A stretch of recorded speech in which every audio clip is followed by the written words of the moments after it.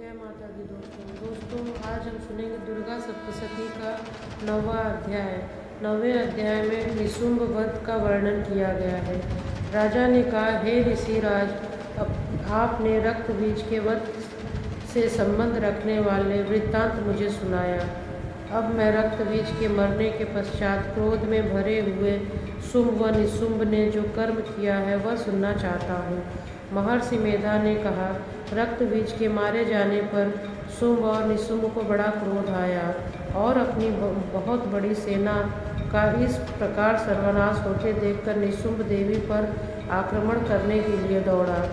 उसके साथ बहुत से बड़े बड़े असुर देवी को मारने के लिए दौड़े और महापराक्रमी शुंभ अपनी सेना सहित चंडिका देवी को मारने के लिए बढ़ा। फिर शुंभ और निशुंभ का देवी से घोर संग्राम छिड़ गया और दोनों असुर इस प्रकार देवी पर बाण फेंकने लगे जैसे मेघों की वर्षा हो रही हो। उन दोनों के चलाए हुए बाणों को देवी ने अपने बाणों से काट डाला और अपने शस्त्रों की वर्षा से उन दोनों दैत्यों को चोट पहुंचाई। निशुंभ ने तीक्ष्ण तलवार और चमकती हुई ढाल लेकर देवी के सिंह पर आक्रमण किया। अपने वाहन को चोट पहुंची हुई देखकर देवी ने अपने छुरक नामक बाण से निशुंभ की तलवार व ढाल दोनों को ही काट दिए। तलवार और ढाल कट जाने पर निशुंभ ने देवी पर शक्ति से प्रहार किया।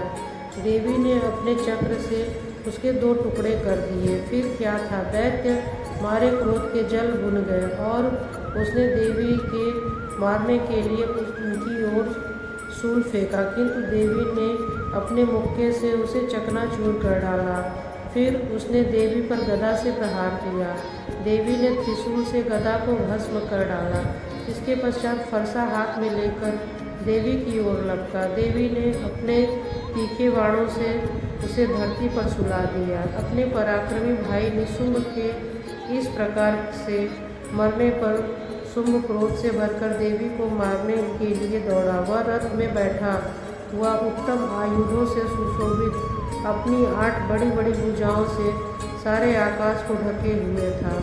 शुंभ को आते हुए देखकर देवी ने अपना शंख बजाया और धनुष की टंकार का भी अत्यंत दुस्सह शब्द किया। साथ ही अपने घंटे के शब्द से, जो कि संपूर्ण दैत्य सेना के तेज को नष्ट करने वाला था, संपूर्ण दिशाओं को व्याप्त कर दिया। इसके पश्चात देवी ने सिंह भी अपनी दहाड़ से, जिसे सुन बड़े बड़े बलवानों के मत चूर हो जा रहे थे, आकाश पृथ्वी 10 दिशाओं को पूरित कर दिया। फिर आकाश में उछलकर काली ने अपने दांतों और अपने हाथों से पृथ्वी पर पटक दिया।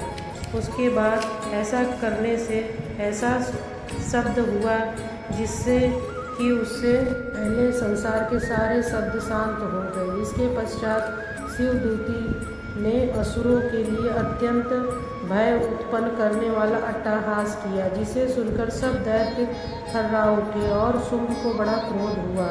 फिर अंबिका ने उसे, अरे दुष्ट, खड़ा रह कहा तो आकाश से भी देवता जय हो बोल उठे। शुंभ ने कहा, आकर ज्वाला से युक्त एक अत्यंत भयंकर शक्ति छोड़ी, जिसे आते देख देवी ने अपनी महोल्का नामक शक्ति से काट डाला। हे राजन, फिर शुंभ के सिंहनाद से तीनों लोग व्याप्त हो गए और उसकी प्रतिध्वनि से ऐसा घोर शब्द हुआ जिसने इससे पहले के शब्दों को जीत लिया। शुंभ के छोड़े हुए बाणों को देवी ने और देवी के छोड़े हुए बाणों को शुंभ ने अपने बाणों से काट डाला और हजारों टुकड़ों में परिवर्तित कर दिए।